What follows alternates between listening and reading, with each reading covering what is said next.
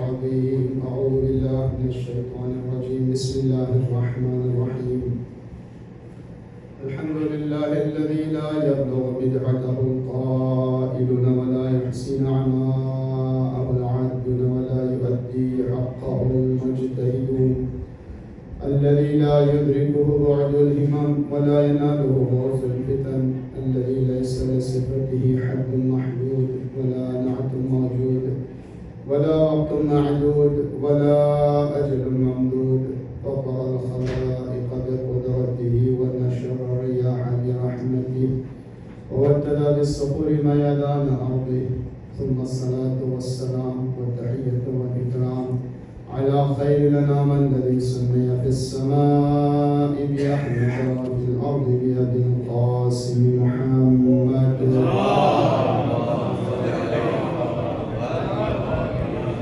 وعلى أهل بيته الطيبين الطاهرين المعصومين المظلومين، واللعنة الدائمة الباقية على أعدائهم أجمعين من يومنا هذا إلى قيام يوم الدين. أما بعد، فقد قال الله تبارك وتعالى وتقدس في كتابه المجيد وفرقانه الحميد، وهو أصدق القائلين وقوله الحق.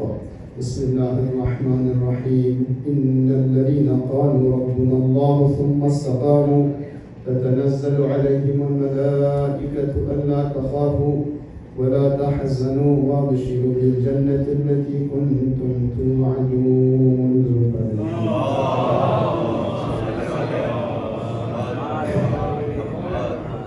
اللہ رب العزت کا بے پناہ شکر ہے کہ اس میں مولا باپ جلال حسین اور ان کے اصحاب پر وفا کی عزاداری کا شرف ہمیں عنایت فرمایا. بس ہماری کامیابی اور کمال کا عنوان تو یہ ہوگا کہ بی بی سیدہ کے ٹکڑے تصدق میں ہماری قریب عزاداریاں قبول ہیں انشاءاللہ. تمام عالم سب کی توفیقات میں اضافہ فرمایا. ہماری حضرات کا مومنین کا شکریہ عزت افزائی فرمائی، اور جو مجالس میں تشریف لاتے رہے اور اس حقیق کو بھی سنتے رہے اور دعاؤں سے نوازتے رہے. مولانا سرتاج حسین سیدی صاحب، ان کی سرپرستی میں پورا سلسلہ چل رہا ہے. اللہ انہیں صحت و تندرستی عطا فرمائے، اللہ کو قبول فرمائے. ساتھ ہی ساتھ برادر محترم مولانا اسد رضا صاحب مسلسل تشریف فرما رہے ہیں، اور اس میں اللہ ان کی توفیقات میں اضافہ فرمائے. اور بہرحال یہ کاروان جاری و ساری ہے انشاءاللہ. ہمارا امام عصر کے قابل ہم بن سکیں. جو لوگ جتنا وقت دینے والے والنٹیئرس ہیں، تبرک اہتمام کرنے والے، خدمت کرنے والے، ٹائم دینے والے، ماں بہنیں، عورتوں کا بڑا حصہ ہے، اور بچے جوان، اور خصوصیت کے ساتھ میں اپنے طور پر آپ کا انتظامیہ مینجمنٹ جو نے ہمیں یہ موقع عطا کیا، مولانا کی سرپرستی میں جو زحمت کرتے رہے، اور مولانا امام حسین کے ذکر اور ان کی ذات سے محبت کے دوپہر میں ہر طرح سے خیال رکھا جاتا رہا، ہمیں اپنے پاس رکھا، اور آنا جانا لے جانا، بہرحال یہ سب سے زحمت اور خدمات ہیں. خدا عالم انشاءاللہ سب کی خدمات کو قبول فرمائے، اور آئندہ نسلوں کو ہماری اس قابل بنائے کہ اس پرچم اعزاز کو لے کر چلیں، اور فلسفہ اعزاز اور مقصد اعزاز کی زندگی میں جاری و ساری رکھیں.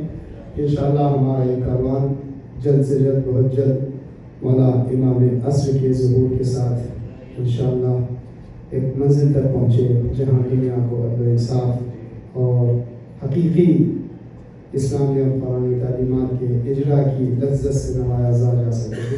محمد علیہ.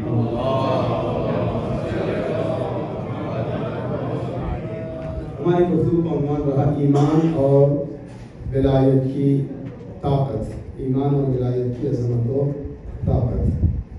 آج کا جو ذکر ہے اختتامی تذکرہ ہے اس سلسلے کا یہاں پر، تو میں ایمان کے نتیجے کے حوالے سے اور ایمان اور عمل صالحہ کے نتیجے کے طور پر جو کامیابی ملتی ہے یا جو اجر کا تصور ہے، اس حوالے سے چند باتیں عرض کرنے کی کوشش کروں گا. قرآن مجید نے واضح طور پر اعلان کیا ہے کہ کہ انسان کی ضرورتیں، انسان کی کمزوریاں، انسان کی مجبوریاں، انسان کی ناکامیاں کچھ بھی ہوں، حل ایک ہی ہے، الذین آمنوا وعملوا الصالحات۔ 1,24,000 انبیاء کی تمام محنتوں کو خلاصہ کر کے بیان کیا جائے، توحید، رسالت، ولایت کے کانسیپٹ کو اگر خلاصہ کر کے بیان کیا جائے، ایمان اور عمل صالح، الذین آمنوا وعملوا الصالحات طوبی لہم وحسن مآب۔ کامیابی، سربلندی، عزت، شرف، فائدہ، بلندی، یہ سب کے سب ایمان و عمل صالحہ کے سائے میں آنے والے ہیں۔ قرآن مجید کی آیتوں کو پڑھنے کی ویسے بھی ضرورت نہیں ہے، تھوڑا سا ہم تیزی چلیں گے، آج گفتگو تھوڑا سا رفتار تیزی کے ساتھ ہوگی اور انشاءاللہ وہاں پر دائرے کے مجلس کو تمام بھی کرنا ہے۔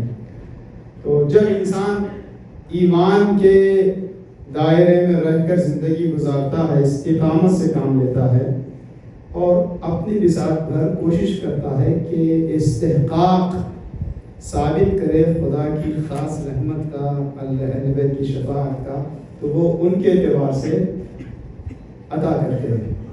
یعنی ہمیں یہ پروو کرنا ہوتا ہے کہ ہم ڈیزرو کرتے ہیں۔ استحقاق کا مطلب تو یہ ہے، یعنی ایک بہانہ چاہیے اس کی خاص عنایت کے حصول کے لیے، جناب سیدہ کی نگاہ عنایت کے لیے، مولا امام عصر کے نگاہ لطف کے لیے ہم اپنی طرف سے کچھ کوشش کریں، وہ ان کے اعتبار سے عطا کرتے ہیں۔ اللہم افعل بما انت اہلہ، مالک تو ہمیں عطا کر جیسا تو ہے، ہمارے ساتھ برتاؤ ویسا کر جیسا تو ہے، تیری کبریائی عظمت کے اعتبار سے، نہ کہ میرے اپنے عمل اور میری صلاحیتوں کے اعتبار سے۔ اس میں بہت بڑی بات پائی جاتی ہے۔ عزیزان محترم، دیکھیں بہت سی چیزیں ایسی ہیں ہر ایک کے لیے ممکن نہیں ہے، کچھ مشکل کام ہے، لیکن عزاداری کا شرف حاصل کرنا اتنا مشکل کام بھی نہیں ہے۔ مشکل ہے بھی، مشکل نہیں بھی۔ آپ کہیں کنفیوز ہو رہے ہیں، آپ کنفیوز کر رہے نہیں۔ تقاضے کو پورا کرنا، ذمہ داری کو ادا کرنا شرائط والا کام ہے، لیکن پھر بھی اس عظیم توفیق کے سائے میں آنا اتنا مشکل بھی نہیں ہے۔ اپنے جذبات کو پاک کرنے کی ضرورت ہے، اپنے انٹینشنز کو، اپنی توجہات کو سینٹرلائز کر کے حسینی ڈائریکشن میں لے جانے کی ضرورت ہے۔ میں نے ابھی عرض کیا کچھ کام مشکل ہوتے ہیں، مثال کے طور پر مرجع تقلید بننا، مجتہد بننا یا مجتہد عالم بننا کوئی آسان کام تو ہے نہیں۔ کئی پی ایچ ڈیز، 5-10 اس سے زیادہ، بعد میں آپ یہ نہ کہیں کہ آپ یہ کیسے کیلکولیٹ کر رہے ہیں، میں ایک اندازہ بتا رہا ہوں۔ مجتہد بننا ہر کسی کے بس کی بات بھی نہیں ہے، لہٰذا ہر کسی سے توقع بھی نہیں کی گئی کہ قوم کا ہر فرد مرجع تقلید کی برابری کی حد تک تعلیم حاصل کر لے، ایسی توقع ہی نہیں ہے۔ قرآن میں آیت بھی ہے، فَلَوْلَا نَفَرَ مِن كُلِّ فِرْقَةٍ طَائِفَةٌ، ہر گروہ سے، ہر قوم سے اگر ایک گروہ نکلے، کچھ لوگ نکلیں، دین سیکھیں اور دوسروں کو وہ دین پہنچا دیں، فریضہ ہو جاتا ہے۔ مجتہد بننا، مرجع تقلید بننا سب کے بس کی بات نہیں ہے، سب سے توقع بھی نہیں کی گئی ہے، مگر عزادار امام حسین بننا، امام کی شفاعت کا استحقاق پانا، اس کے لیے بہت بڑی پی ایچ ڈی کی ضرورت نہیں ہے۔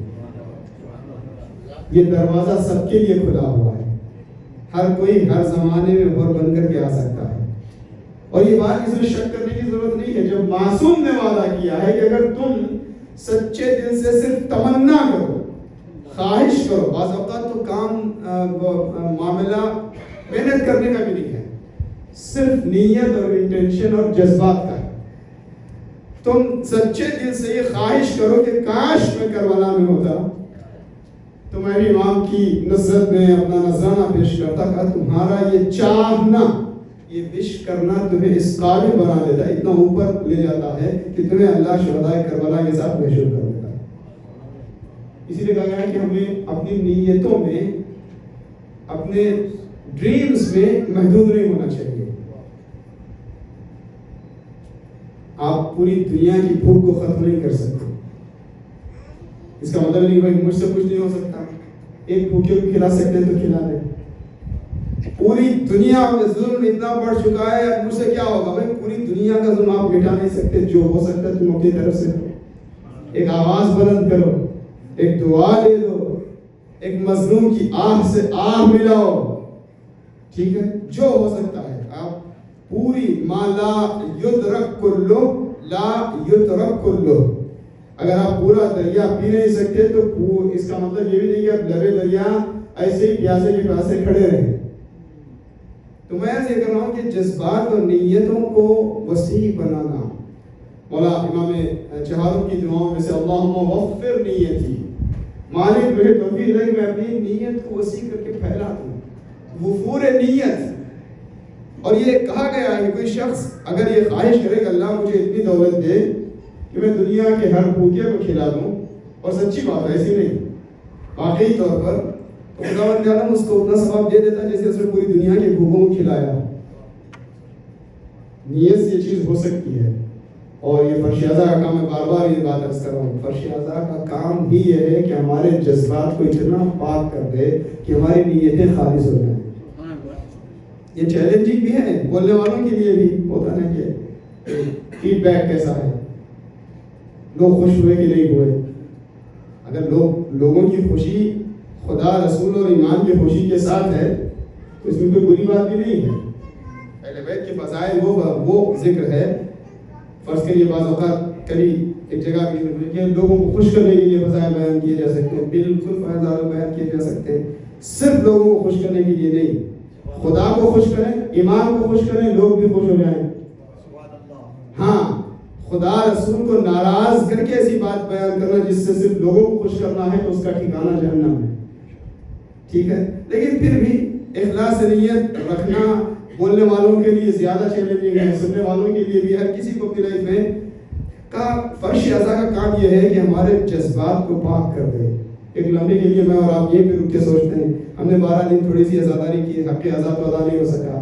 سوال، میری اور آپ کی عزاداری قبول ہوئی کہ نہیں ہوئی؟ سن 1448 ہے نا یہ شاید 1448، ٹھیک ہے، محرم 2026، 12 دن کی مجلسیں اس سلسلے کی مرکز کی 12 دن کی 12ویں مجلس ہے، ٹھیک ہے۔ سوال میرے اور آپ کے لیے اب یہ کب پتہ چلے گا کہ ہماری عزاداری قبول ہوئی کہ نہیں ہوئی؟ آپ قیامت کے دن کا انتظار کریں، نامہ اعمال آئے گا، ہر روز کا حساب ہوگا۔ اچھا 1448 محرم 2026 پہلی مجلس کی اتنے نمبر، دوسری مجلس کی اتنے نمبر، تیسری مجلس کب؟ اور یہ ہر عبادت کے لیے ہے، ایک وسیع بحث ہے، اشارہ کر رہا ہوں میں، آپ اس کی مثالیں خود پھیلا لیں۔ کیا اس وقت تک انتظار کرنا پڑے گا؟ یہاں بھی کوئی ہے، کوئی بیس ہے جس سے ہم ایک اندازہ کر لیں کہ بھائی ہم نے کیا کیا؟ تو کہا گیا کہ ہر عبادت کے لیے آپ کے سامنے ایک دستور ہے کہ آپ اس عبادت کے ریزن اور فلسفے کو دیکھیں۔ عزاداری کس لیے ہے؟ کل پرسوں میں نے عرض کیا تھا، بار بار عرض کر رہا ہوں، ہم یہ فرش اعضاء کا اہتمام کیوں کرتے ہیں؟ ریپیٹ کر دیتا ہوں، مجھے پتا ہے آج تھوڑا سا ویسے بھی ہم دیر سے آئے ہیں، تو مگر وقت کے اندر انشاءاللہ بات تمام ہو جائے گی کہ یہ فرش اعضاء، یہ تبرکات، یہ زری کو سجانا، یہ لباس سیاہ، یہ ماتم، یہ دستے، یہ سبیلے، یہ تبرک، یہ مرثیے، یہ نوحے، یہ سیاحتیں، یہ ماتمی جلوس، یہ سب کس لیے ہیں؟ یا اتنا کن معکم، جذبہ نصرت حسینی کے اظہار کا نام ہے، تمنائے شہادت کی تقویت کا نام ہے۔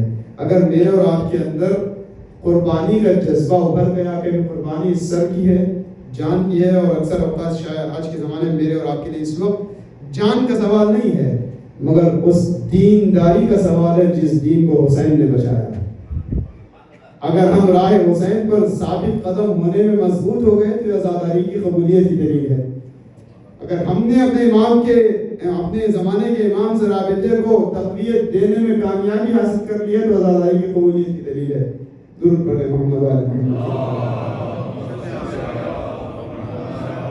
یعنی کوئی بھی چیز، جیسے امام سے پوچھا گیا کہ ہماری آج کی نماز قبول ہوئی کہ نہیں، قیامت تک انتظار کرنا پڑے گا، اکیلے کیوں نہیں؟ قرآن میں دیکھو، قرآن خود بتا رہا ہے اگر تم نمازیں پڑھ کر برائیوں سے دور ہو رہے ہیں تو یہ نماز قبولیت کی دلیل ہے۔ کیوں؟ ان الصلاۃ تنہی عن الفحشاء والمنکر، نماز کھلی اور چھپی ہوئی برائیوں سے بچاتی ہے۔ اگر نماز پڑھ کر تم برائیوں سے دور ہو رہے ہو تو تمہاری نماز کی قبولیت کی دلیل ہے۔ تو جس عبادت کا جو مقصد ہے وہ مقصد اگر حاصل ہو رہا ہے تو اس عبادت کی قبولیت کی دلیل ہے. بہرحال تو ہم اپنی نیت کو وسیع بنائیں. بہت سی چیزوں میں صرف چاہنے پر، وش کرنے پر، سوچنے پر، نیت کرنے پر اجر مل جاتا ہے. یہ خدا کا کرم ہے. ایک مقام پہ رسول اللہ نے اپنے اصحاب کے درمیان سوال کیا،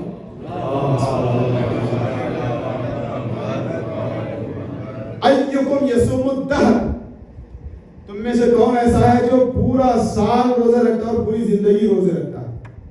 حرام روزوں کو چھوڑ کر سال میں جو کچھ دن ہیں جس میں روزے نہیں رکھنے ہیں، عید فطر اور عید قربان، عاشورہ کے روزے کے لیے بھی عاشورہ کے دن کے لیے تاکہ روزانہ رکھا جائے، تو ان کو چھوڑ کر کون ہے جو پورا سال اور یصوم الدہر پورے زمانے کے روزے رکھے؟ اصحاب کے درمیان جناب سلمان فارسی اٹھے، انا یا رسول اللہ، میں یا رسول اللہ. کچھ لوگ دیکھ لیں تو میں اپنی زبان میں اس کا عرض کروں، کسی کو غصہ بھی آ گیا، اس نے وہ لفظ نہیں استعمال کیا، میں تھوڑا سا اس کا عرض کر دیتا ہوں. وہ کہتا ہے جیسے ہی جناب سلمان نے کہا، رسول اللہ نے پوچھا میں یصوم الدہر، تم میں کون ہے جو پورے سال اور پورے زمانے کے روزے رکھتا ہے؟ جناب سلمان نے کہا میں یا رسول اللہ. تو کہیں درمیان سے اٹھا، یا رسول اللہ جھوٹ. میں اس کو اپنے طور پر پیش کرا، اس نے کہا یہ غلط بیانی سے کام لے رہا ہے، یہ فخر فروشی کر رہا ہے. رسول اللہ نے پوچھا تم میں کون ایسا ہے جو پوری رات شب زندہ داری کرتا ہے ہر روز؟ من یحیی اللیل، رات کا کچھ حصہ نہیں، قم اللیل الا قلیلا نہیں، پوری رات. پوری رات تم میں سے کون ہے جو عبادت میں بسر کرتا ہے؟ جناب سلمان فارسی اٹھے، انا یا رسول اللہ. پھر اس کو غصہ، جھوٹ. یہاں تک کہ رسول اللہ نے پوچھا تم میں سے کون ایسا ہے جو ہر روز پورا قرآن ختم کرتا ہے؟ جناب سلمان فارسی اٹھے، انا یا رسول اللہ. پھر یا رسول اللہ جھوٹ. رسول اللہ نے فرمایا دیکھو یہ سلمان میری امت کا لقمان حکیم ہے، ایسے ہی اس پر غلط بیانی کا بیان نہ دے دو، حکم نہ دے دو کہ وہ کچھ غلط بول رہا ہے، وہ معاذ اللہ جھوٹ بول سکتا ہے، خود تم ہی پوچھ لو. نہیں یا رسول اللہ ہم نے اپنی آنکھوں سے دیکھا دن میں کھانا کھاتے ہوئے، ہم نے خود اپنی آنکھوں سے دیکھا رات کے وقت سوتے ہوئے. یہ سوتے بھی ہیں، پوری رات اور پورا سال عبادتوں میں بسر کرنا یہ جھوٹ ہے. یہ تو راتوں میں سوتے ہوئے بھی دیکھے گئے ہیں. اور ہر روز ختم قرآن کرنا ایسے کیسے ہو سکتا ہے کہ ہم نے دیکھا ہے کہ یہ دوسرے کاموں میں مشغول ہوتے ہیں. ایسا تو نہیں ہے کہ سارا دن پورا وقت بس قرآن ہی پڑھ رہے ہو کہ قرآن ختم ہو جائے. رسول اللہ نے کہا کہ تم خود ہی پوچھ لو کیا بات ہے آپ پورا سال روزہ رکھتے ہیں؟ ہاں اس لیے کہ رسول اللہ نے فرمایا ہے جو سال کے مہینے کے 3 روزے رکھتے ہیں، ایام البیض 13، 14، 15، اس کو پورے مہینے کا ثواب دیا جاتا ہے. اور پھر دوسری دلیل یہ ہے کہ قرآن کی آیت بھی من جاء بالحسنۃ فلہ عشر امثالھا، جو ایک نیکی کرتا ہے اس کو 10 گنا ملتی ہے. تو 3 روزے مطلب 30 روزے. پھر اس کے بعد ایک دوسری دلیل بھی ہے، جلدی میں اشارہ کر رہا ہوں. دلیل یہ بھی ہے کہ جو شعبان کے روزے کو ماہ شعبان سے رمضان کو ملا دے روزوں میں مستحب کے ساتھ پکا گئے کہ اس کو سال بھر کے روزے کا ثواب ملتا ہے. تو رسول اللہ نے تعلیمات دی ہیں، لہٰذا میں اس کو عمل کرتا ہوں، مجھے پورے زمانے کے روزوں کا ثواب ملتا ہے. بات کہاں سے چلی تھی یاد ہے نا آپ کو؟ انٹینشن ہے، نیت انسان کی وافر ہونی چاہیے، وسیع ہونی چاہیے کہ اچھا یہ من یحیی اللیل، ہر روز پوری رات عبادت میں بسر کرنا ہے، یہ کیسے ہو سکتا ہے؟ کہ اللہ کے حبیب نے، میرے آقا نے فرمایا ہے بستر پہ جاؤ، سونے سے پہلے وضو کر لو، طہارت کے ساتھ سو تو تمہاری پوری رات کی نیند کو بھی شب زندہ داری کے ثواب میں لکھ دیا جاتا ہے. میں پوری رات جو ہے وہ شب زندہ داری کا ثواب حاصل کرتا ہوں. پھر شاید جناب سلمان کو بھی مولا کے فضائل بیان کرنے کے لیے خاص طور سے ایسے مواقع پہ ایک بہانے کی بھی تلاش ہوتی تھی. کہا تم میں کون ہے جو روز پورا ختم قرآن کرتا ہے؟ یہ اللہ کے حبیب میرے اس آقا نے فرمایا ہے، حبیب خدا نے فرمایا ہے کہ یا علی مثلوں کا مثل قل هو اللہ احد، اے علی تمہاری مثال سورہ قل هو اللہ جیسی ہے. سورہ قل هو اللہ کا ثواب یہ ہے کہ یہ 1/3 قرآن کے 1 سپم کا ثواب رکھتا ہے. جس نے اے یا علی تمہاری مثال سورہ قل هو اللہ کی ہے، جس نے تمہیں دل سے چاہا اس کا ایک صرفوں میں ایمان کامل ہو جاتا ہے، جس نے تمہیں زبان سے چاہا، دل سے چاہنے کے بعد زبان سے اقرار کیا اس کا دو صرفوں میں ایمان کامل ہو جاتا ہے، اور جو دل سے چاہے زبان سے اقرار بھی کرے اور ہاتھ اور اعضاء و جوارح سے مدد بھی کرے اس کا پورا دین اور ایمان کامل ہو جاتا ہے۔ تو قرآن کے لیے سورہ توحید ایسا ہے کہ ایک سورہ توحید 1/3 آف قرآن کے ثواب کو رکھتا ہے، تو 3 مرتبہ پڑھنا پورے قرآن کے ثواب کے حوالے سے ہے، تو تاکہ میں ثواب قرآن بھی لیتا ہوں اور امیر المومنین کی محبت دل میں زبان پر اظہار اعضاء و جوارح کے ذریعے سے میں ایمان پر بھی کامل اتر آتا ہوں۔ صلوات پڑھیں محمد۔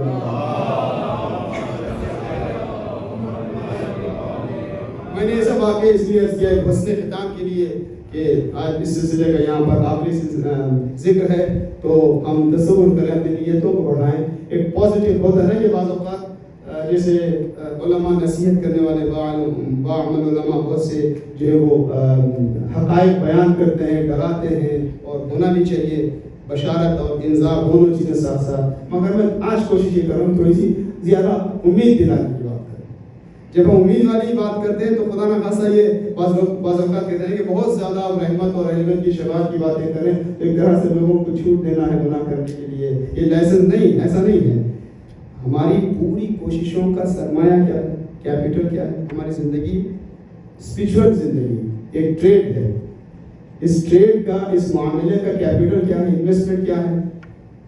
ارحم الرأس مالہ الرجاء وسلاحہ البکاء، اللہ کی رحمت اور امید، غضب اللہ کا وہ بھی انسان کو غلط راستوں سے روکتا ہے، مگر اللہ کے غضب سے بڑھ کر اس کی رحمت ہے۔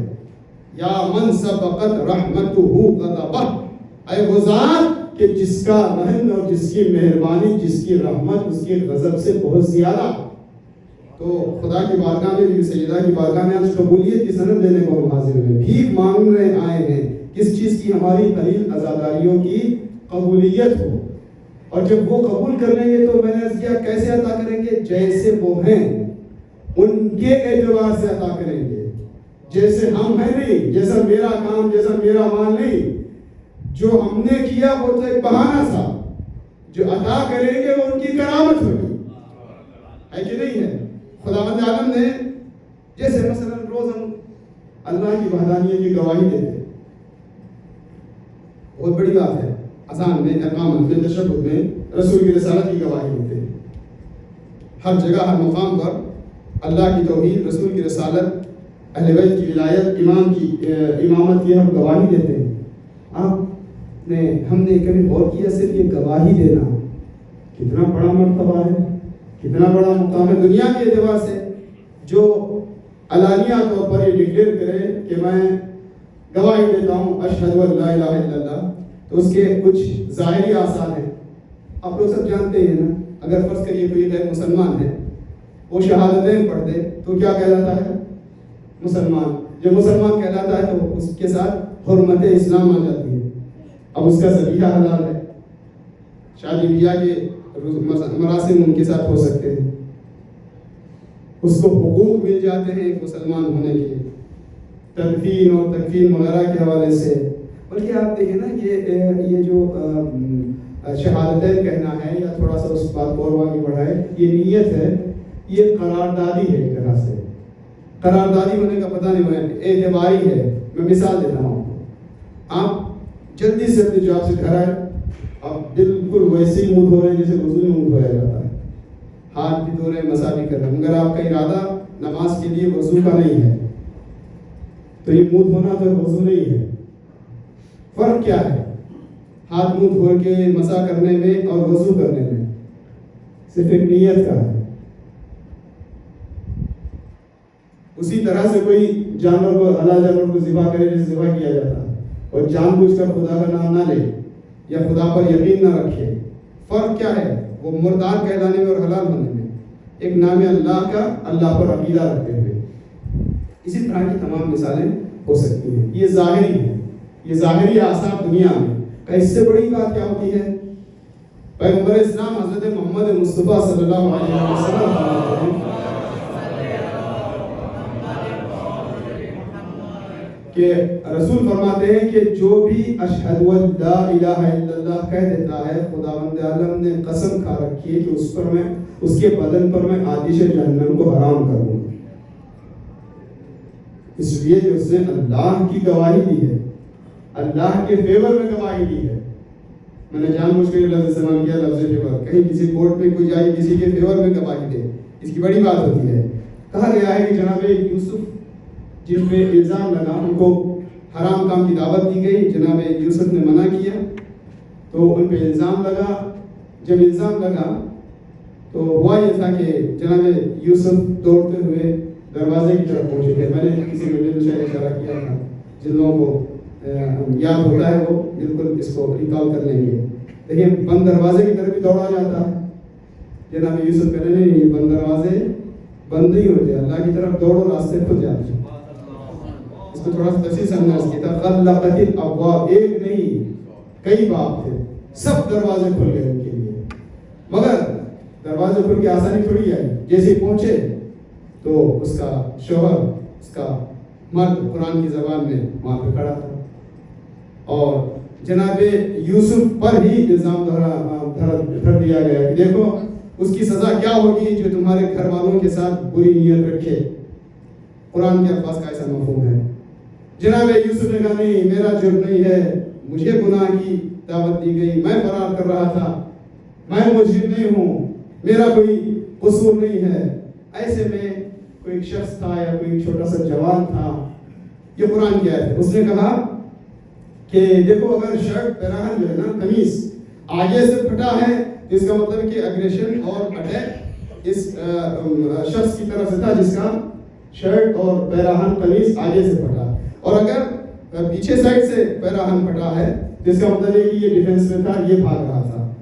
تو چنانچہ اس دلیل کو مان لیا گیا اور جناب یوسف کو اس وقت برات مل گئی. پھر بات دوبارہ سازش ہوئی, مکر اور قید قرآن کی زبان میں ہے, اس تفصیل میں ہم نہیں جا رہے ہیں. پھر جناب یوسف قید میں ڈال دیے گئے, ایک لمبا پروسیس چلا, یہ سب کچھ ہو گیا.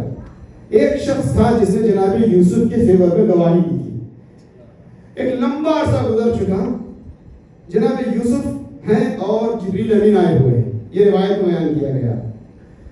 جناب یوسف سے جبریل نے پوچھا, ایک شخص جا رہا تھا باہر, بہت نحیف حالت میں, کمزور, پھٹا لباس, انتہائی بری حالت, لگتا ہے کہ اس کی مالی حالت بھی خراب ہے, صحت بھی اچھی نہیں ہے, بہت پریشان ہے.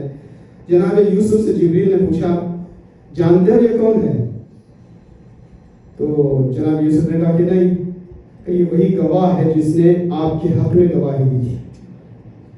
تو روایت کا الفاظ ہے جیسے یہ پتہ چلا فرشتے کے ذریعے سے, جناب یوسف نے اسے بلایا, تحفے دیے, نئے لباس, قیمتی چیزیں, تحائف, کھانا, دوا, ہر چیز اپنی جانب سے بہت کچھ عطا کر دیا. ایسے موقع پر جبریل مسکرائے. اب ہو سکتا ہے مجلس سے بات آئی مجھ سے پوچھیں کہ وہ جبریل کا مسکرانا کیسا تھا, تو میں جواب یہ دوں گا میں نے دیکھا تھوڑی تھا. اب یہ چیزیں بتائی گئی ہیں تو میرے اندازے میں سمجھ لیتے ہیں, ٹھیک ہے, بس درمیان میں بات ہم نے ایسے کہی. تو جناب جبریل کو تبسم ہوا. حضرت یوسف نے پوچھا کیوں اس طرح سے تبسم, یہ تعجب کیسا؟ کہا میں دیکھ رہا ہوں اے یوسف, اس بندے خدا نے ایک بار آپ کے فیور میں گواہی دی تھی, تو آج آپ نے اس بندے کو اتنا نواز دیا. میں سوچ رہا ہوں قیامت کے دن جب مومن آئیں گے, وہ جنہوں نے پوری زندگی اللہ کی وحدانیت کی گواہی دی, اشہد ان لا الہ الا اللہ کا, اشہد ان محمد رسول اللہ کا, اشہد ان علی ولی اللہ کا, جب خدا اپنے فیور میں اس کی وحدانیت کی گواہی دینے والوں کو نوازے گا تو کیا کیفیت ہوگی؟ جب وہ نوازے گا, آپ تصور کریں, بی بی سیدہ آپ کو عطا کریں, مولا علی آپ کو عطا کریں, امام عصر آپ کو آپ کی عزاداری کا اجر دیں. ہمارا ذہن یہاں پہ بھٹکنا نہیں چاہیے کہ ہمیں اچھے لباس مل جائیں گے, ہمیں نوکری مل جائے گی, ہمیں اچھے گھر مل جائیں گے, سب مل جائے گا, مگر اصل عطا یہ ہوگی کہ امام ہمیں اپنی معرفت سے نوازے. امام کے پہلے تصدق میں ہماری نظر میں دنیا حقیر ہو جائے اور ہم امام کی نصرت کے قابل بن جائیں. ہمارا درجہ وہ اس طرح سے بلند ہو جیسے شہداء کربلا نے دنیا کے سامنے پیش کیا. وہ تصور ہوتا ہے قدیم زمانے کے شہداء سے لے کر آج کے شہداء تک کہیں نہ کہیں جھلک ہوتی ہے زمانے گرامی. آپ تصور کریں ہر زمانے میں ایسے اولیاء خدا ہوتے ہیں جن کی وجہ سے زمین پر امن ہوتا ہے، ایمان کی راہ پر ہوتے ہیں. درود پڑھتے محمد والے محمد.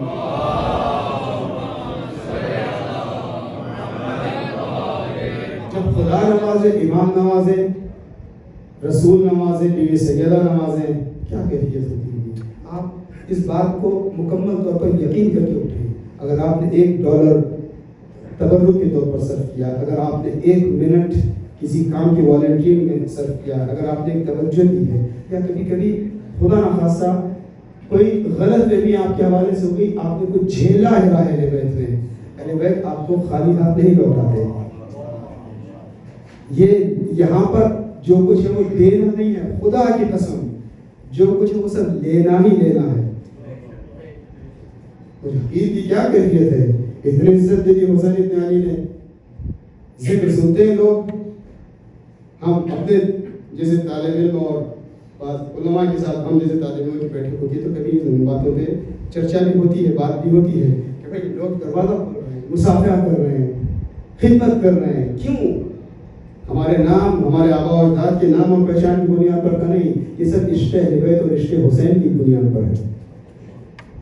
جب آپ یہ کام امام کے عشق میں کر رہے ہیں تو وہاں سے کچھ کم ملتا ہے، وہ ان کے اعتبار سے نوازیں گے. اور حالانکہ یہ موضوع ایسا کہ اس میں کم از کم 5-7 تقریریں مجالس ہوں تو تھوڑا سا گہری تک پہنچا جا سکتا ہے، کوئی بات نہیں. جب وہ نوازتے ہیں تو ان کے اعتبار سے نوازتے ہیں. علامہ امینی بات یہاں تک پہنچی ہے تو میں جلدی سے یہ بھی عرض کروں، علامہ امینی جنہوں نے 40 سال لگائے، اس میں میرے لیے آپ سب کے لیے پیغام ہے. لوگ بتانا کہ بھائی ویکینڈ ہے، ویک ڈے ہے، تھوڑا سا ٹائم ٹھیک ہے، اپنی مصروفیات اپنی جگہ پر، لیکن یہ دین کا کام، پیغام امام کا کام، اہل بیت کا کام آسانی کے ساتھ ان تک نہیں پہنچا ہے کہ آپ کربلا اور نجف اور مشہد سے ہزاروں میل دور اتنے سکون کے ساتھ بیٹھ کر روز عزاداری کر رہے ہیں، دین کی باتیں کر رہے ہیں. ہم اس کو ایزی نہیں لیں، اس کے لیے محنتیں کی گئی ہیں، روز اول سے لے کر آج تک ابھی اسی وقت قربانیاں دی جا رہی ہیں، شہادتیں ہو رہی ہیں، اور یہ ذمہ داری کا معاملہ ہے، اس کے لیے بڑے کام کیے گئے ہیں. علامہ امینی علیہ الرحمہ جنہوں نے الغدیر کتاب لکھی صرف حدیث غدیر کو ثابت کرنے کے لیے، جو کہ ثابت تھی مگر انہوں نے لٹریچر کے اعتبار سے، ہسٹری کے اعتبار سے، قرآن کی تفسیر کتابوں کے اعتبار سے کہا کہ تقریباً 40 سال انہوں نے لگا دیے الغدیر لکھنے کے لیے. عراق کے کربلا، نجف، بغداد وغیرہ کے تمام کتاب خانوں اور لائبریریز کو کھنگالا، ایران، مشہد مقدس، قم، تہران، مختلف مقامات تک، یہاں تک کہ وہ ہندوستان تشریف لے گئے. میرے خیال سے لکھنؤ، شاید آگرہ، دلی، پٹنہ میں بہت مشہور لائبریری ہے، وہاں تک تشریف لے گئے. علامہ امینی نے کتابیں پھوٹی، نسخ آج کی طرح کی نہیں کہ آرام سے آپ کاپی پیسٹ کر دیں، حالانکہ یہ بہت پرانا زمانہ نہیں ہے، یہ اسی صدی کے اندر کا زمانہ ہے، 14ویں صدی کا زمانہ ہے. میرے خیال سے ان کے رحلت کو 70-80 700 سال سے کم ہی ہوا ہے عرصہ ان کا. بہرحال، اور وہ ایسی عظیم شخصیت تھی جس کے لیے آغا بزرگ تہرانی صاحب السریہ انہوں نے 30 جلدیں کتاب لکھی ہیں. پوری تاریخ میں اہل تشیع کے جتنے بھی تالیفات اور جتنے بھی دانشور گزرے ہیں ان کو جمع کر کے، جب ان کے پاس علامہ امینی کی کوئی جلد غدیر کی کوئی کتاب پہنچی تو انہوں نے اس کو دیکھنے کے بعد دعا دی اور کہا کہ اللہ میری بچی ہوئی عمر امینی کو دے دے. اور وہ کہتے ہیں کہ اس پوری صدی کے لیے، پوری سینچری کے لیے اگر عالم تشیع کی خدمات میں کچھ اور نہ ہوتا، صرف ایک علامہ امینی کی الغدیر اور محسن امین کی اعیان الشیعہ، یہ 2 کتابیں ہی کافی تھیں. میں یہاں پہ نتیجہ دیکھیں، بعض اوقات ہوتا ہے نا کہ اتنا ہم خرچ کر رہے ہیں، شب جمعہ میں آپ یوٹیلیٹیز یوز کر رہے ہیں، اور امام بارگاہ کے لیے اتنا، یاد رکھیے اتنا جتنا بھی خرچ ہو جائے اس کا جو پروڈکٹ ہے نا، ایک کسی بزرگ کا شاید جملہ ہے، مجھے یاد نہیں آ رہا ہے کس کا ہے، اگر حوض نجف کا جو 1000 سال کا انویسٹمنٹ ہے، جتنا خرچ کیا گیا، جتنا ٹائم کیا گیا، جتنا وہاں پہ سرمایہ لگایا گیا، اگر اس پورے 1000 سال دور حوض نجف کا پروڈکٹ اور اس کا نتیجہ سے ایک شیخ مفید ہو تو کافی ہے، اور کچھ نہ بھی ہو، وہ عالم تشیع کے پلر ستون ہیں. تو عرض کرنے کا مطلب کیا ہے، ہمیشہ دنیا کی کیلکولیشنز میں نہ رہیں. ہمارا کام ہے اپنی خدمت کو انجام دینا، نتیجہ اللہ کے ہاتھ میں ہے.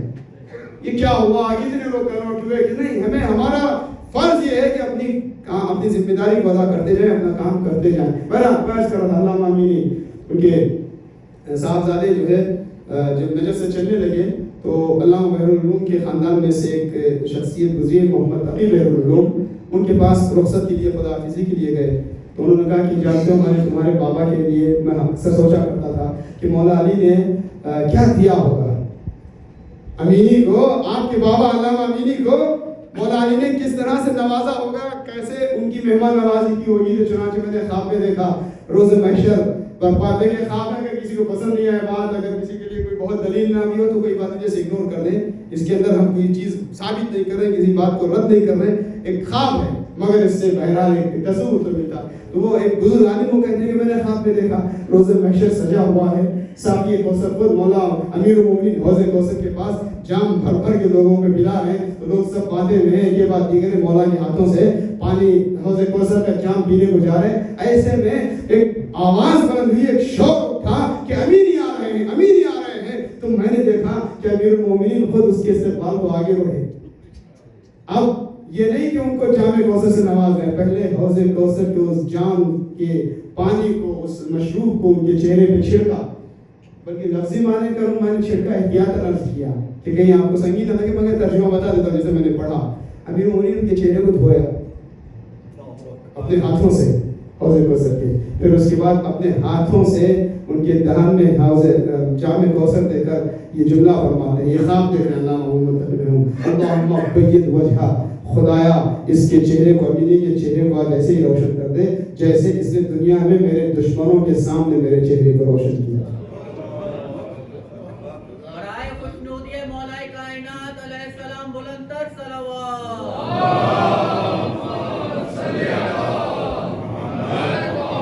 بس یہی سے رب دے دو، خدا کی قسم ہماری عزاداری میں کمیاں رہ گئی ہیں.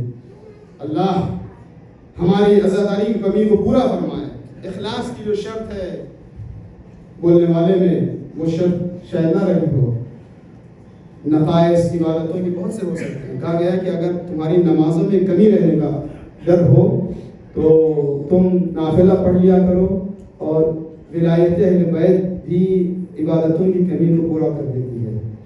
بس ہم اپنی عبادتوں کی اور اپنی کوششوں کی کمیوں کی بھرپائی بھی چاہتے ہیں، اور قبولیت ایسی ہو کہ ان کی نگاہ عنایت ہم پر پڑے. بی بی زینب گواہی دے کہ یہ میرے بھائی کے ماتمدار تھے. مولا امام اصل اس بات کی گواہی دے کہ ہاں دیکھو میں نے گریہ کیا، میں گریہ کرنے والا، بدلت دموع دما، میرے ساتھ یہ ہمسن ہو گئے، یہ بھی صبح و شام رو رہے تھے.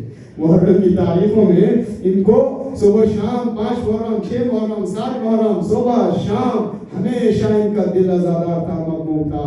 آزاداران مسجد کربلا آج 12 محرم کی تاریخ ہے. بس تصور کریں جب قافلے کو اسیر کر کے لے جایا جا رہا تھا تو کیا کیفیت تھی.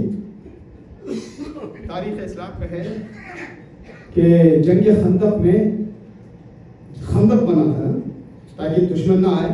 ایسے میں عمرو ابن عبدود، اس کا صحیح تلفظ ہے عمرو ابن عبدود. ہم لوگ اردو زبان میں تھوڑا سا اوپر نیچے میں تو کوئی بات نہیں، تلفظ اتنی بڑی بات نہیں ہے. عمرو ابن عبدود نے خندق چھلانگ کر رسول اللہ کے لشکر کو للکارا تھا، حل میں مبارز کوئی ہے جو میرے مقابلے میں آئے. تو رسول اللہ نے ایک لفظ استعمال کیا تھا، من لہذا القلب. صاحب خلق عظیم نے کہا تھا قلب کے معنی کتے کے ہوتے ہیں، کون ہے اس قلب کے لیے، کون جائے اس کے مقابل میں. کہ امیر المومنین گئے، جب مولا گئے تو رسول اللہ نے فرمایا تھا برز الایمان کلہ علی الکفر کلہ. میں نے کس لیے عرض کیا کل کفر کو.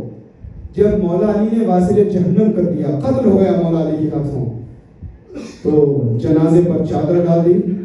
جنگوں کا دستور تھا جیتنے والا مقتول کے زرہ اور اس کے اسباب کا حقدار بن جاتا مال غنیمت کا. مولا علی نے اس کے جنازے کو سالم رہنے دیا، اس کی چیزوں میں سے کوئی چیز اٹھائی نہیں. اس کی زرہ بڑی قیمتی تھی، اٹھائی نہیں. لوگوں نے کہا یا علی زرہ تمہارا حق اٹھا لیتے. ہو سکتا ہے کسی نے یہ کہا ہو یا علی غریبوں کی مدد کرنا تمہیں بہت پسند ہے، اگر اپنے لیے نہیں تو زرہ بیچ کر کسی مسکین کی مدد کے لیے بلا اٹھا لیتے. انہوں نے فرمایا نہیں، آنے والا کافر گستاخ ضرور تھا مگر اس کی ایک شان تھی، اس کی جان پہچان تھی، اور اپنے قبیلے کا بڑا تھا. اور ہم اہل بیت کا دستور یہ ہے کہ جب ہم کسی بڑے کے جنازے کی توہین نہیں برداشت کرتے، کافر بھی ہو دشمن بھی ہو، مگر ہم اتنا خیال ضرور رکھتے ہیں کہ اس کی بے حرمتی نہ ہو۔ ایک ایسے کل کفر کے جنازے کی شان و شوکت کے احترام کا اتنا خیال کہ روایتوں میں ہے کہ ہم ابن عبدود کی بہن کی وہ جب خبر ملی کہ اس کا بھائی قتل کر دیا گیا ہے تو روتی بھی آئی، اور جیسی قریب جنازے کی آئی تو اس نے رونے کو بند کر کے شعر کہنا شروع کر دیا کہ میرے بھائی میں تجھ پہ روں گی نہیں، اس لیے کہ جو کسی قریب کے ہاتھوں مارا گیا، کسی بلند انسان کے ہاتھوں مارا، کسی عظیم شخصیت کے ہاتھوں مارا گیا ہے۔ یہ کردار مولا علی کا تھا۔ بس آپ تصور کریں جب حسین کی بہن زینب اپنے بھائی کے بیگوں کو کفن ناز شریف کریں،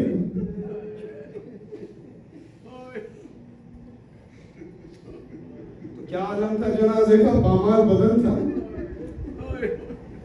1900 زخم تنے چاک چاک پر، یعنی اتنے زخم تھے کہ جن کو گنا نہ جا سکتا۔ جب کسی شعر میں نمبر دیے جاتے ہیں تو وہ ضروری ہے ایک نمبر ہی ہو، کثرت کے لیے استعمال ہوتے ہیں بعض اوقات کچھ نمبر۔ اور یہی کریے جناب حمزہ کی جب شہادت ہوئی، جناب حمزہ کے جگر کو ہندا نے چبا دیا تھا تو ان کے جنازے کی کے ساتھ توہین ہوئی تھی، ان کے جنازے کے ساتھ جسارت ہوئی تھی۔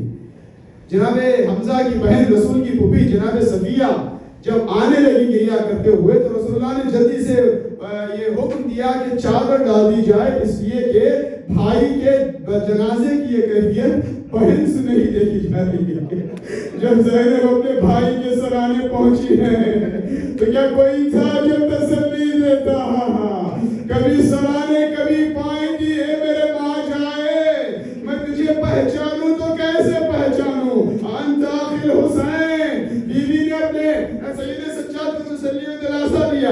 اور تاریخ میں ایک بوسہ ہے جناب زینب کا، جہاں جناب زینب نے اپنے بھائی کی گردن کے بوسے لیے۔ بعض بیان کرنے والے تجزیہ کرتے ہیں اور ایک خیال تاریخی حقائق میں پیش کرنے کی کوشش کرتے ہیں کہ یوں تو رسول اللہ نے جناب امام حسین کے کبھی گلے کے بوسے لیے تھے، سینے کے بوسے لیے تھے رسول، اور یہاں تک کہ کبھی جناب سیدہ نے بھی کہا تھا بابا کیا بات ہے آپ حسن کے دہن کا بوسہ لیتے ہیں، حسین کے سینے کے بوسے لیتے ہیں، حسین کے گلے کے بوسے لیتے ہیں۔ لیکن جب زینب اب 11 محرم بھائی کے جنازے پر پہنچی ہیں تو خود کو گرا دیا۔ گریے کا انداز یہ تھا، راوی کہتا ہے کہ دشمن کے سپاہی بھی رو رہے تھے، جانوروں کی آنکھوں سے آنسو ٹپک رہے تھے۔ اے نانا آسمان کے ملائکہ کا درود و سلام ہو، یہ وہی حسین ہے جسے دوش پر بٹھایا کرتے تھے، جس کے گلے کے بوسے لیے کرتے تھے۔ اب میں جو عرض کر رہا ہوں کہ روایت کا جملہ نہیں ایک تصور ہے، شاید تصور میں بی بی نے کہا ہوگا نانا آپ نے میرے بھائی حسین کے بڑے بوسے لیے ہیں، لیکن جیسا آج میں بوسے لے رہی ہوں ویسے بوسے تو آپ نے بھی نہیں لیے۔ وہ کیا کہا ہوگا؟ وہ کیفیت یہ تھی کہ بی بی نے کٹی گردن پہ لبوں کو رکھ دیا۔ ابن اخیا اے میرے ماں جائے پار مصیبت نہیں اٹھتا۔ اشرف امان اللہ، جب کربلا کا واقعہ ہو گیا، ظالم یزیدی لشکر کے جنازوں کو دفنانے کا کام عمر سعد نے پوری اہمیت و اہتمام کے ساتھ انجام دیا۔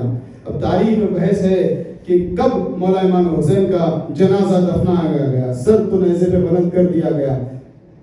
جنازہ کب تھا؟ 11 محرم، 12 محرم، 13 محرم۔ تاریخ میں تھوڑا سا تاریخ کے اعتبار سے اختلاف ہو سکتا ہے، مگر انہی دنوں میں آپ فرض کریں یہی دن 12 محرم کا دن ہو، ایک آدھ دن بعد روز عاشور کے دیا، 2-3 دن بعد روز عاشور کے بنی اسد کے قبیلے کی عورتوں نے اپنے مردوں کو غیرتیں دلائی کہ تم نے رسول کے نواسے کی مدد تک نہ کی، رسول کا نواسا پیاسا شہید کر دیا گیا اور اس کا جنازہ بھی بے گورو کفن پڑا ہے۔ اتنی مقدس شخصیات کے جنازے پڑھیں تمہیں دفنانے کا تک خیال نہیں آتا۔ وہ سامان لے کر بیلچے لے کر پہنچے ہیں، اور جب پہنچے ہیں تو پریشانی یہ ہے کہ جنازوں کو پہچانے تو کیسے پہچانے، راکب دوش رسول حسین کو پہچانے تو کیسے پہچانے۔ ایسے میں امام زین العابدین با اجازت امامت کے مقام ہے جہاں پر امامت کی طاقت کا استعمال ہوتا ہے۔ مولا اپنی اجازت امامت کی طاقت کے ساتھ آتے ہیں، تم کرنا کیا چاہتے ہو؟ کہ حسین کا رسول کی نوازے کا جنازہ دفنانا چاہتے ہیں، پہچانا نہیں جاتا۔ یہ باتیں کہا کہ جسے سجاد نے ہائے میرا مظلوم بابا زاداروں مجلس تمام، میں تفصیل سے نہیں پڑھا ہوں، 2-1 جملے مجلس تمام ہے۔ سید سجاد نے شہداء کی لاشیں دفنائیں خصوصیت کے ساتھ اپنے بابا کے بدن اطہر کو، پامال بدن کو.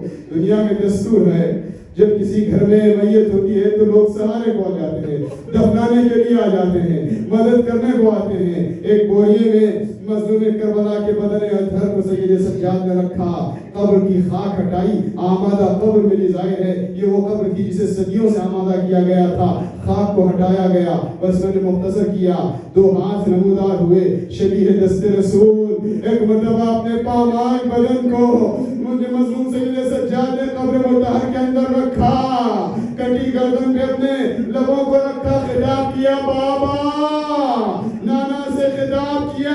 یہاں پہ علامہ شیخ جعفر شوشتری کہتے ہیں کہ دیکھیں ہم یہ کیوں ماتم کرتے ہیں کہ امام کو بے کفن چھوڑا گیا. کفن تو شہید کو نہیں دیا جاتا، ہر شہید کے لیے دستور ہے. پھر کہتے ہیں کہ نہیں، یہ صرف بات کفن کی نہیں ہے، دفنانے کی ہے. کہ وہ تصور پیش کرتے ہیں کہ یہ آداب دفن ہے کہ چہرے کو قبلے کی طرف رخ کیا جائے اور بدن کو اس طرح سے رکھا جائے. اللہ سید سجاد کے پاس وہ چہرہ کہاں تھا اس موقع پر، وہ سر کہاں تھا، وہ آداب بجا لانے کا موقع کہاں تھا. ایک مرتبہ تاریخ کہتی ہے کہ مظلوم کربلا نے اپنے بابا کی قبر مطہر پر خاک ڈال دی، آنسوؤں سے قبر کو مہر کر دیا اور ایک تاریخی جملہ لکھا، ہذا قبر الحسین ابن علی. یہ حسین ابن علی کی، اس حسین ابن علی کی قبر ہے الذی قتلوہ عطشانا غریبا، جسے پیاسا شہید کر دیا گیا. مجلس تمام ہوئی. جب سید سجاد اپنے چچا کے جنازے پر پہنچے، فقطعوہ اربا اربا، ایک مرتبہ خطاب کیا، چچا حالت دنیا والے روایت کے پاس ہیں، اے آقا ہے میرے چچا عباس، اس دنیا پر خاک ہو تمہارے بعد. تصور میں کہا ہوگا اے جری تم تو نشے میں سو رہے ہو، تمہاری شہزادی درباروں میں لے جائی جا رہی ہے، بازاروں سے گزاری جا رہی ہے. اللہ لعنت اللہ على القوم الظالمين وسيعلم الذين ظلموا أي منقلب ينقلبون. إنا لله وإنا إليه راجعون. پروردگار ہمارے طریقہ معاف قبول فرما، ہماری نیک توفیقات میں اضافہ فرما.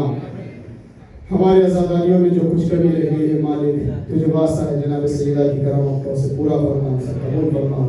دنیا میں جہاں کہیں مولا عبداللہ کے چاہنے والے، خصوصیت کے ساتھ وہ جو مولا امام حسین کا پرچم اٹھانے والے، جو جنگ زدہ علاقوں میں ہیں اور جو ظلم و جور کا جنگوں کا شکار ہے، پانے والوں کی مدد فرما، نصرت فرما، ان کے حوصلوں کو بلند فرما، شہداء کے درجات کو بلند فرما، گھرانوں خاندانوں کو اجر عطا فرما، زخمیوں کو بیماروں کو شفا میسر فرما، علماء کرام مرا جیسا کی حفاظت فرما، شہداء کے درجات کو بلند فرما.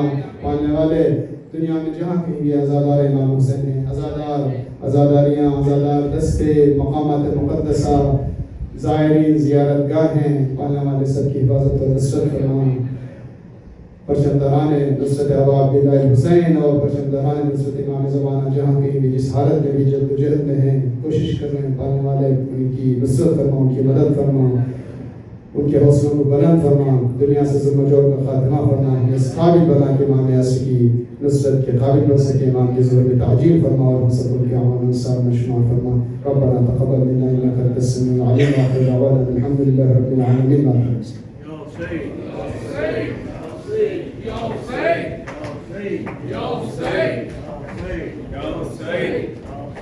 Ya Hussein.